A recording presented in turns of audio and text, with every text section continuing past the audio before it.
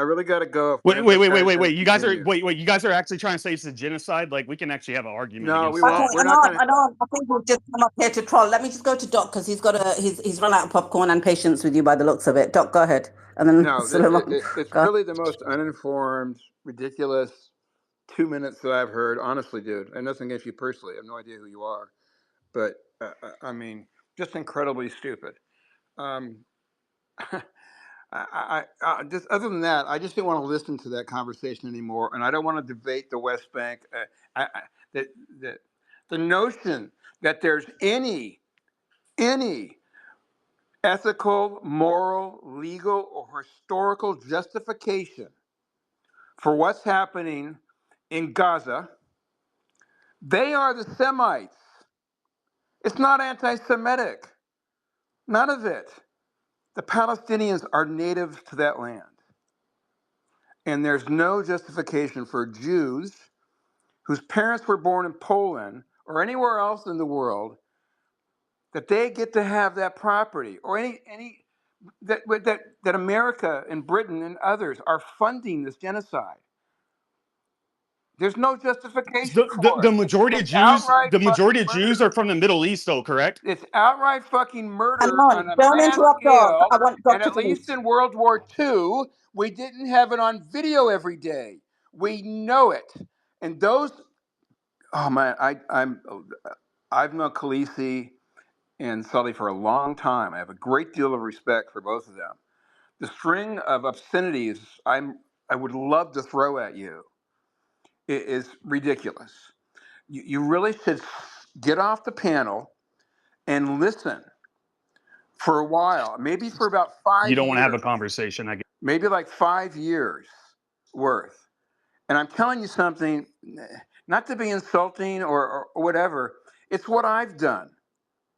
And the people that know me here know this. I came to these spaces as a neocon, Bushite, who thought the war in Iraq and Afghanistan was justified. That I had a contempt and a hate for the Islam and the Muslim faith because I believe 9/11 was perpetrated by Saudi Arabia and Muslims.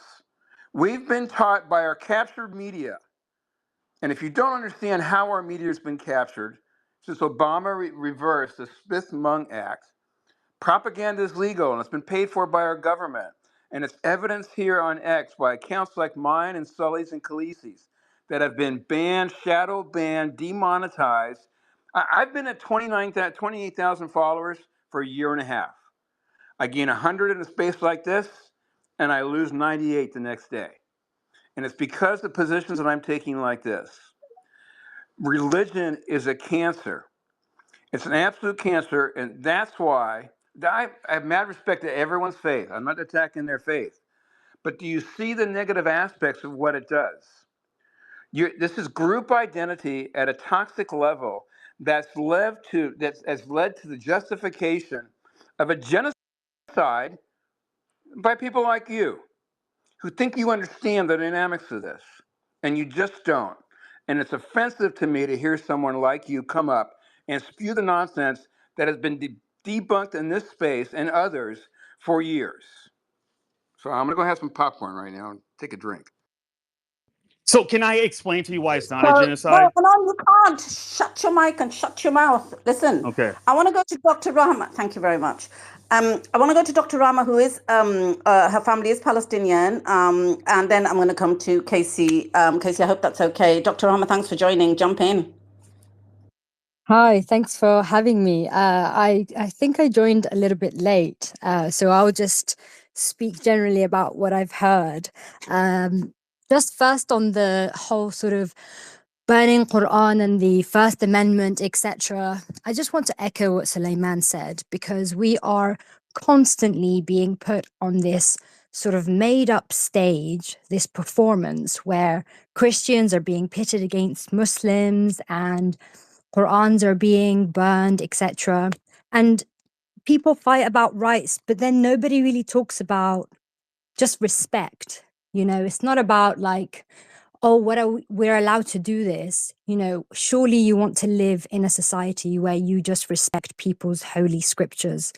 Like it isn't about I can do it, so I'm going to do it in front of people and provoke them. I don't know why we've lost so much of our sort of morality and just genuine basic respect for each other. And you know, I'm in the UK, so we don't have the First Amendment, unfortunately. But you know, I'm a doctor who's never harmed a patient, who has not broken the law. And because I criticize Jewish supremacy, not Judaism, not Jews, I was arrested from my house because two Jewish supremacists literally ordered our police to arrest me. And we have a picture of them telling the police and telling the British police which act to arrest me on. And they came from a different city and put me in handcuffs and took me away for 12 hours. So there is a clear two-tier when it comes to freedom of speech and expression, and when it comes to our right to assembly. And those rights are being taken away from us across the West, not because of Muslims, but because people have started to criticize Israel and Jewish supremacy. So it is just astounding how we're all in this sort of play where Muslims and Christians are meant to sort of fight each other for no reason. And nobody's saying we need to fight Jews, but it's like, come on, you know, like there is a huge majority of Jewish supremacists who have just actively supported a Holocaust before our eyes. And now they're attacking us with their Jewish lobbies to try and stop us and removing doctors from the public so that they can't treat the Western public. They're arresting us, they're changing our laws, they're putting the IHRA law, and all they do by getting Muslims attacked, etc., is they try and push all of these Islamophobia laws, etc., so that the anti-Semitism stuff doesn't just stand out on its own. And I really hope that people can just back away from it all and just see that we're all in this kind of constructed, you know, play.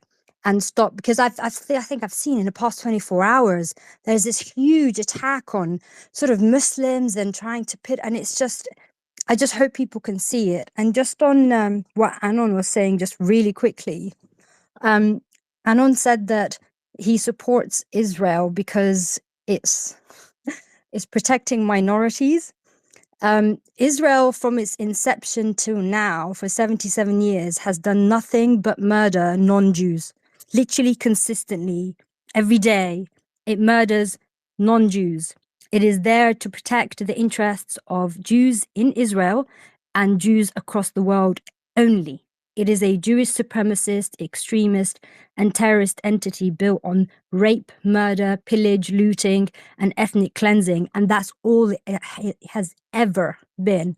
And if you're talking about the Jews that came there from other countries, what, because there was false flags by Zionists, or because some Arabs were really pissed off that their neighbors were getting murdered and raped by Jews, so they said, you know, get out of our countries, then they're okay to then go and murder and rape.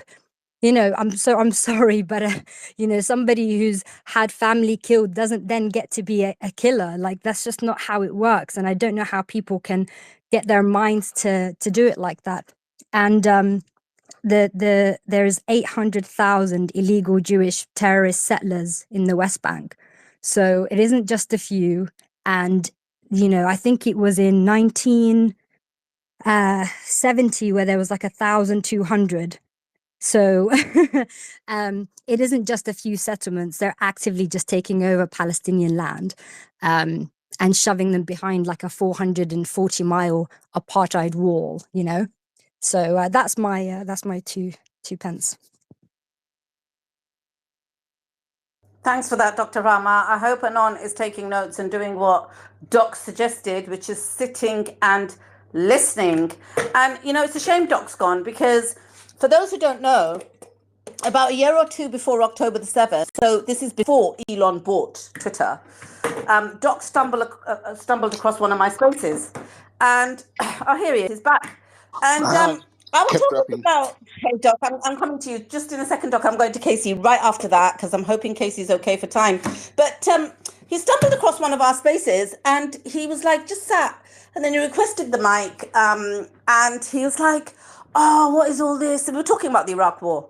And he was like, all this anti-American stuff. You're always going on about Americans and blah, blah, blah. And I was like, Doc, is that your name? Take a chill pill. Just listen. Just listen. Go and look up what we're talking about. Go and look it up, blah, blah, blah. And do you know what? He was like, fine, I will. He took the challenge. And Doc was central to the MAGA movement. This is around after January the 6th. He literally was the focal point of the MAGA movement. Somebody like that, having the conviction to go and research it and have an allegiance to the truth, especially as he was a white American male who was MAGA, and to come back and say, actually, you're right, we have committed horrific war crimes, etc. And then we went on to Palestine. I used to do Palestine Spaces back then. And he started coming to them. And then we hosted spaces together. This is well before October the 7th. Doc and I hosted, and Doc actually was the host and I was the co-host of those spaces. And one of the things that the Zionists in those days used to cry about was the fact that we talked about Israel and Mossad. And there weren't any other Palestinian spaces going on. And Doc agreed to host a space. And we said, well, and we actually had Dr. David Miller on it as a guest back then. And he said, what should we call the space? And I said, just call it Mossad. You know, it'll really troll them. And so he called the space Mossad, and he was in Twitter jail, as was I, for months. I think Doc was shadow banned for like 8 or 9 months or something, and I was shadow banned for about a year. So, you know, I give complete kudos, and you could take a lot of lessons from somebody like Doc and learn a lot, because he literally went out there and found the truth for himself. Enormous respect, and these are the Americans that are going to change America for the future. So can I defend myself, or no, you can't do anything. You can't do anything, because I'm going to let Doc have a say. Then I'm going to Casey. You got to wait in line. No supremacy on this space, and you had a long time. No supremacy. I barely had anything, but okay, sure. Bro, you've been blabbing the whole hour. I'm coming to you. Go ahead, Doc. Well, thank you. It's very, very gracious of you to say all that, and I adore both of you as well. Look, I really, Anand, you seem like a nice guy. Your profile says you're a law enforcement officer. That's what I take LE to mean. And you know, no disrespect is intended, but the ignorance of your opinions is really overwhelming. And I've already said what I wanted to say on that fact. I think you much better served. It'll do you more as a person if you just stay and listen rather than try and defend yourself, because that says you're committed to a position that is, in my humble opinion, is ridiculous and shows. Yeah, but it's not an echo chamber. So like when I defend myself, I'm actually going to use logic. No, you don't. You have no idea what this space is. What I'm talking about is your take on the subject matter and the subject questions at hand. And that's the last thing I'm going to say to you. My advice to you is to listen. Don't come back off the mic. And I would have put you down, honestly. I know you would, because you would not be able to argue against me. Oh my God. Oh, Anon, listen, he can smash you, and so can I. The only reason I haven't put you down is because I'm trying to exercise maximum patience today. Right? Katie, jump in. Brother Hussein, welcome. I'm coming to you. Katie, jump in. And Daniel, I haven't forgotten you. Can I just make a first? Yeah, go ahead, Doc. Before I give the mic up, and I appreciate Casey's patience. And I saw all the positive thumbs up and emojis during Khaleesi's comments there. I want to talk about the First Amendment issue here in America, the controversy, which I think was the subject matter of the space. I'm an agnostic. I became an agnostic through a long, tortured journey through religion during my life, my family's life. But I become a constitutionalist. I believe in our Constitution. And first and foremost, the First Amendment. And part of the First Amendment, right, states that the state itself, our government, or any agency aspect, any company, NGO, anyone that is functioning off U.S. taxpayer dollars cannot express a preference for religious faith of any religion. So there's a guy that I came to know over the last 2 elections. His name's Ryan Fournier, and I'm probably mispronouncing his last name. He's a younger guy. He's in his 30s, and he heads a group called the Young Republicans in New York, who some people will know, has been in the news recently for I don't know if they were anti-Semitic or how it was characterized. But again, religion is at the heart of this, and either one, two, or all three religions and people of those faiths fighting each other over what might be justifiable or reasonable basis. But most of the cases, I think it's not, because at the end of the day, for all the good that religion does, and all religions, this is the evil that's justified. And it's like I said before, it's gone over the top. So Ryan made a post, and I think he's cited the controversy in Detroit, and said that the Muslim faith is inconsistent with America. And I tore him a new one, because America is about the Constitution first and foremost. We have nothing without it. As the doctor from Great Britain is previously mentioning, they don't have a First Amendment. And although our freedoms are here under attack in a similar way as they are in Great Britain, but because we have the First Amendment, and because I know people, I mean, particularly that girl is going to go nuts when I say this, that we have Elon, and we have as much freedom as we do. So I'm always going to be a defender in some parts of what he does, because my account was banned 17 times under the previous ownership.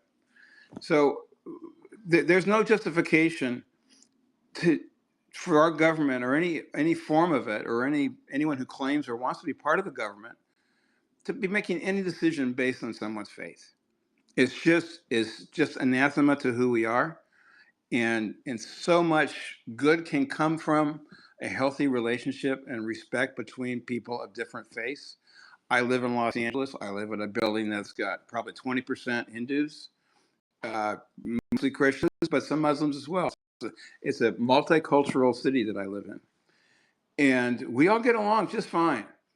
And you don't have any trouble until you come across people like are in this room, who spend all their time agitating for one reason or another, because they're people of faith, people of principle, people with motives, people who are being paid $7,000 to make a comment, people who are trying to destroy our society, our culture, by dividing us in any way that they can.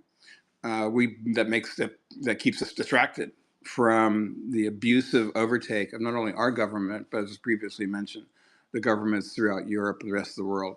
And there is a common thread of the Jewish people.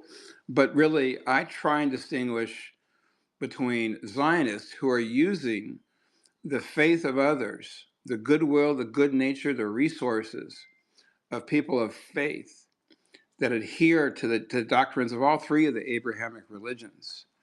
And I have respect for that, even though I don't agree with it. I've searched very hard to find my own faith, because I'm not getting any younger. I'll be 67 in a couple of weeks. So we really have to try and find a way to turn down the temperature. And it's because someone in the media, somewhere in Tel Aviv, tried to create this controversy. And here we are spending hours and hours. Think of the man hours that are being spent talking about this, not only across spaces, but across the world, and all media. Think of those, if those resources were put to something productive.